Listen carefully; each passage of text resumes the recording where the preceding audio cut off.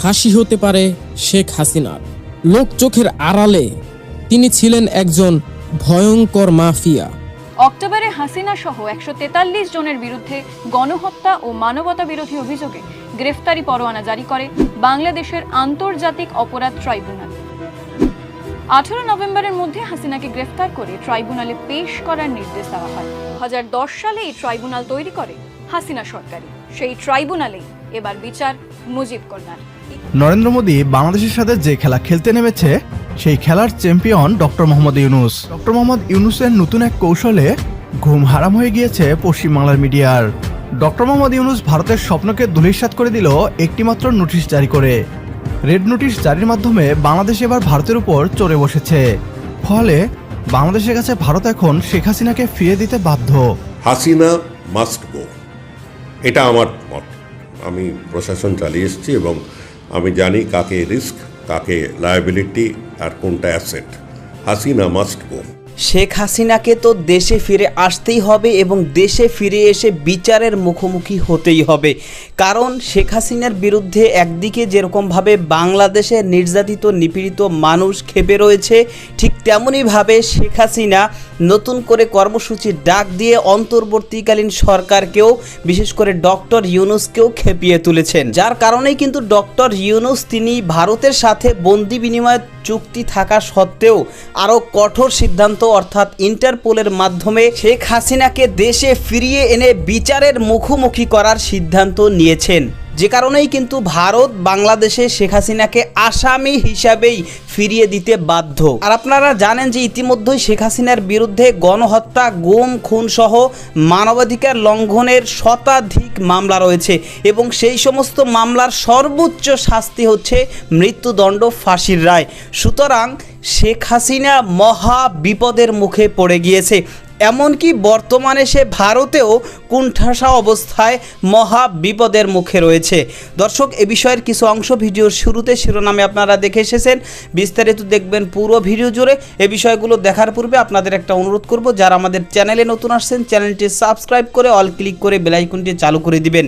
তাহলে নিত্য নতুন পরিবেশন করা আলোচিত সংবাদগুলো অটোমেটিকভাবে আপনারা পেয়ে যাবেন। দর্শক, চলুন আমরা দেখব যে ভারত কেন শেখ হাসিনাকে বাংলাদেশে ফেরত দিতে বাধ্য এবং দেশে এনেই শেখ হাসিনাকে যে ফাঁসি দিয়ে দেওয়া হবে, এটা আমরা দেখার পূর্বে প্রথমে একটু দেখব যে শেখ হাসিনা এখন ভারতে যে কুণ্ঠাসা অবস্থায় মহা বিপদের মুখে রয়েছে, কি অবস্থায় রয়েছে সেটা আমরা কিছু অংশ দেখে ওই বিষয়টা দেখব। এরপর ধৈর্য ধরে একটা লাইক দিয়ে ভিডিওটি দেখতে থাকুন। জানা গেল ভারতে কেমন আছেন শেখ হাসিনা। ভারতের রাজধানী দিল্লির লাজপথ নগরের ৫৬ রিং রোডের একটি বাড়ি, যা এখন একটি ৪ তারকা হোটেল, একসময় ছিল সাবেক প্রধানমন্ত্রী ও আওয়ামী লীগ সভাপতি শেখ হাসিনার আশ্রয়স্থল। প্রায় ৫০ বছর আগে শেখ মুজিবুর রহমানের হত্যার পর যখন শেখ হাসিনা ভারতে আশ্রয় নিয়েছিলেন, তার প্রথম ঠিকানা ছিল এই ভবনটি। তখন এটি ছিল ভারত সরকারের একটি সেফ হাউস, যেখানে শেখ হাসিনা এবং তার পরিবার কিছুদিন আশ্রিত ছিলেন। এখন ১০০ দিন পরে শেখ হাসিনা আবার ভারতে আশ্রয় নিয়েছেন, তবে পরিস্থিতি অনেকটাই বদলে গেছে। আগস্টের ৫ তারিখে যখন শেখ হাসিনা ভারতে আসেন, তখন দিল্লির ধারণা ছিল এটা শুধু একটি সাময়িক যাত্রা বিরতি। তবে তার যাত্রা যেন এক নতুন অধ্যায়ের সূচনা। প্রথমে তাকে গাজিয়াবাদের হিন্ডন বিমান ঘাঁটিতে রাখা হলেও পরে তাকে দিল্লির এক গোপন স্থানে সরিয়ে নেওয়া হয়। ভারত সরকার সেই সময় এই অবস্থান সম্পর্কে কোনো বিস্তারিত তথ্য প্রকাশ করেনি। সূত্র বলছে, ভারতের নিরাপত্তা ব্যবস্থা খুবই গোপনীয় এবং শেখ হাসিনার ক্ষেত্রে সেই গোপনীয়তা অত্যন্ত গুরুত্বপূর্ণ। ভারতের স্বরাষ্ট্র মন্ত্রণালয়ের একজন শীর্ষ কর্মকর্তা জানিয়েছেন, শেখ হাসিনাকে দেওয়া নিরাপত্তা ব্যবস্থা অত্যন্ত সীমিত এবং মিনিমাম। চারপাশে সাদা পোশাকের নিরাপত্তা কর্মীরা থাকেন এবং কোনো অতিরিক্ত জাঁকজমক নেই। নিরাপত্তার মূল স্তম্ভ হচ্ছে গোপনীয়তা, কারণ যতটা সম্ভব তার অবস্থান গোপন রাখা যাবে, ততই তার নিরাপত্তা নিশ্চিত করা সহজ হবে। শেখ হাসিনার চলাচলও সীমিত করা হয়েছে।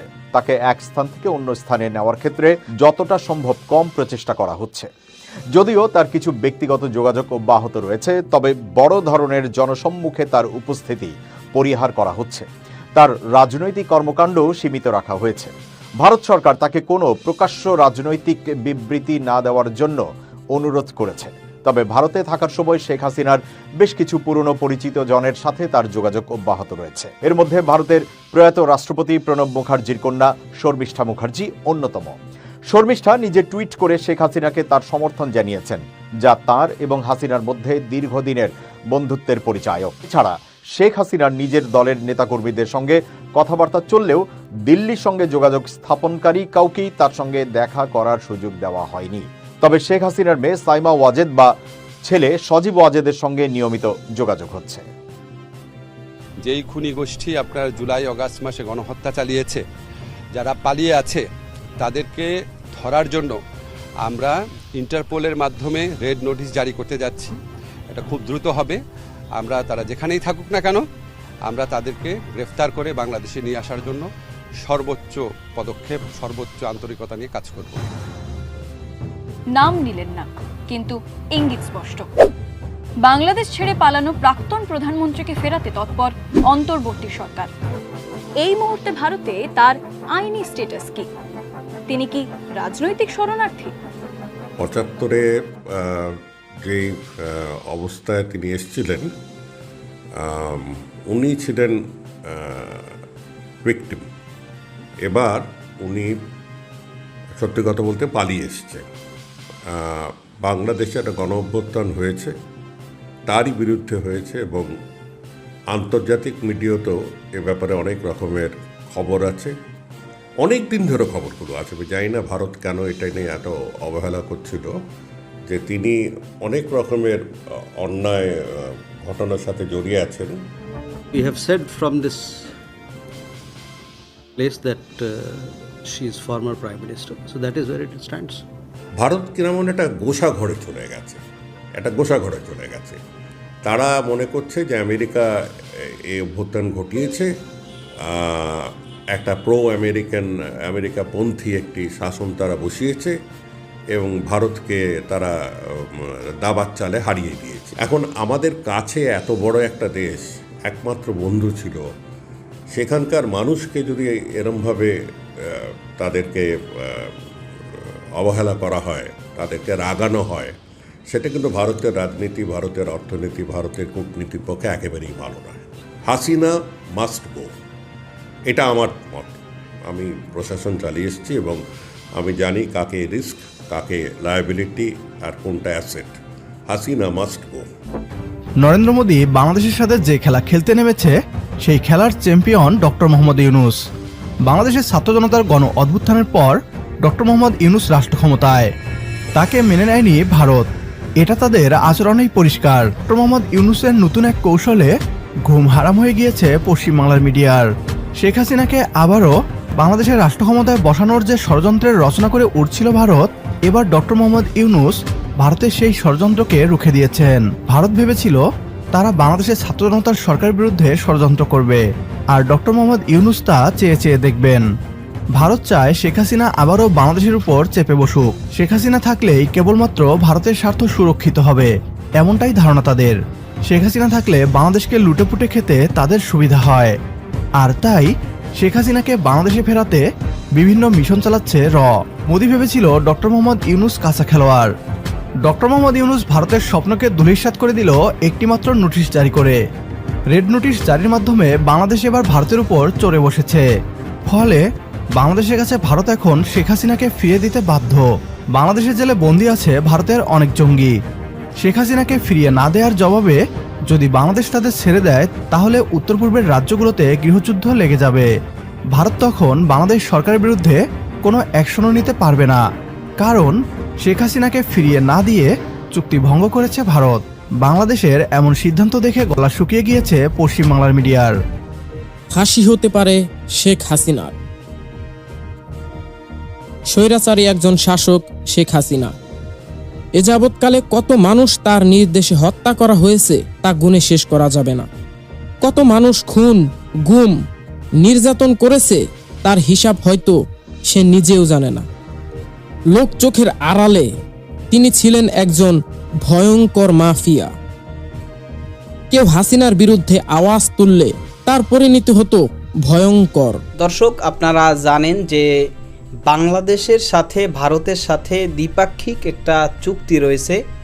এবং সেই চুক্তিটা হচ্ছে বন্দি বিনিময় চুক্তি।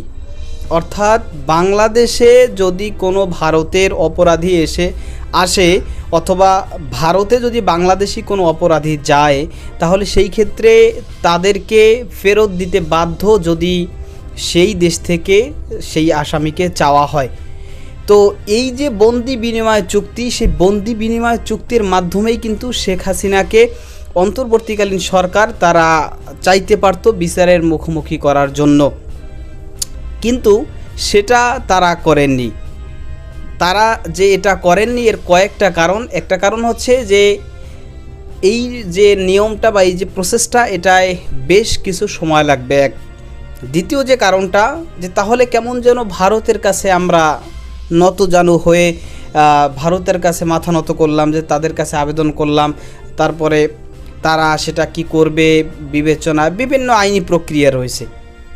মূল যে বিষয়টা, যে তাদের কাছে কেমন যেন নত হয়ে আমরা কেমন যেন তাকে চাইলাম, কিন্তু অন্তর্বর্তীকালীন সেটা করবে না। অন্তর্বর্তীকালীন সরকার এটা তারা করবে না। ডক্টর ইউনূস সে কারণেই এই সিদ্ধান্ত নিয়েছেন যে ইন্টারপোলের মাধ্যমে, আন্তর্জাতিক যেই পুলিশ সংস্থা রয়েছে প্রায় গোটা বিশ্বের পুলিশ একসাথে কার্যক্রম পরিচালনা করে, এবং এক দেশ থেকে অন্য দেশে যদি আসামি যায়, সেই ক্ষেত্রে বিশেষ করে মোস্ট ওয়ান্টেড ক্রিমিনাল যারা, তাদেরকে ধরে উক্ত দেশে আনার জন্য, বিচারের মুখোমুখি করার জন্যই কিন্তু ইন্টারপোল রয়েছে। তো এই কারণেই ইন্টারপোলের রেড নোটিশ জারির জন্য আবেদন করা হয়েছে। ইন্টারপোলের রেড নোটিশ জারি করে যখনই এটা তারা ঘোষণা দিবে, এরপর থেকেই কিন্তু ভারত মোটামুটি শেখ হাসিনাকে ফিরিয়ে দিতে বাধ্য, কারণ এটা আন্তর্জাতিক একটা পুলিশ সংস্থা। তো এইখানে ভারতের সরাসরি কিন্তু হস্তক্ষেপ নাই। মানে ভারত চাইলে ভারতের দেশের যেই আদালত বলেন, কোর্ট কাছারি বলেন বা প্রশাসন বলেন, যা কিছুই বলেন, সব জায়গায় কিন্তু ভারত বা ভারতীয় যারা শাসনকর্তার বর্তমানে রয়েছে শাসক, তারা চাইলে হস্তক্ষেপ করতে পারবে, যে কোনোভাবে হস্তক্ষেপ তারা করতে পারে। কিন্তু আন্তর্জাতিক যেই সংস্থা পুলিশদের ইন্টারপোলের কাছে তো মানে ইন্টারপোলের মধ্যে তারা চাইলেই কিন্তু সেখানে হস্তক্ষেপ করতে পারে না, বা তাদের মন মতো তারা কোনো কিছু করতে পারবে না। যার কারণেই কিন্তু অন্তর্বর্তীকালীন সরকার শেখ হাসিনাকে ফেরত চাওয়ার জন্য, বিচারের মুখোমুখি করার জন্য ইন্টারপোলের সহযোগিতা নিয়েছেন। এরকমটাই কিন্তু অনেক রাজনৈতিক বিশ্লেষকরা তারা মনে করতেছেন। তবে ইতিমধ্যেই আইন উপদেষ্টা আসিফ নজরুল তিনি কিন্তু জানাইছেন যে আসলে আমরা শেখ হাসিনাকে ফিরিয়ে এনে বিচারের মুখোমুখি করার যত পদ্ধতি রয়েছে, ইন্টারপোলের রেড নোটিশ হোক, বন্দি বিনিময় চুক্তি হোক, বা আরও যত পদ্ধতি রয়েছে, এই সবগুলো প্রসেসেই আমরা সর্বোচ্চ চেষ্টা করব তাকে এনে বিচারের মুখোমুখি করার জন্য, এরকমটা কিন্তু তিনি বলেছেন। আর শেখ হাসিনা ভারতে যাওয়ার পরে কিন্তু ভারতের অনেক এমপি মন্ত্রী বা অনেক মানুষ তারাও কিন্তু প্রতিবাদ করেছে যে শেখ হাসিনা এখন একজন দণ্ডিত, মারাত্মক এক দণ্ডিত আসামি, তাকে বাংলাদেশের মানুষ কেমন যেন তাড়িয়ে দিয়েছে বা সে দেশ থেকে পলায়ন করে গিয়েছে। তার অপরাধ, অপকর্ম, গুম, খুন, হত্যা, মানবাধিকার লঙ্ঘন, তার অন্যায়ের ফিরিস্তি এতটাই বিশাল হয়েছে যে এটা সে আইনিভাবে মোকাবেলা করবে বা সামনাসামনি ফেস করবে, সেরকম শক্তি বা সেরকম সাহস তার মধ্যে নাই। কারণ সে জানে সে নিজে অপরাধী, যে অন্যায়গুলো করেছে এগুলোর নিয়ে যদি সে আইনিভাবে ফেস করতে যায় তাহলে সে নিজেই বিপদে পড়বে। এই কারণেই কিন্তু সে দেশ ছেড়ে ভারতে গিয়েছে। তো এখন এই যে অন্যায়গুলো করেছে, এই কারণে তার বিচার হওয়া উচিত। সুতরাং তাকে কেন ভারতে আশ্রয় দেওয়া হবে, কেন ভারত তাকে আশ্রয় দিল, এটা নিয়েই কিন্তু ভারতের অনেক এমপি মন্ত্রীরাও তারা প্রতিবাদ করেছে, এবং অনেকেই মনে করতেছে যে শেখ হাসিনাকে একটা সময় বাংলাদেশে ফেরত দিতে বাধ্য হবে।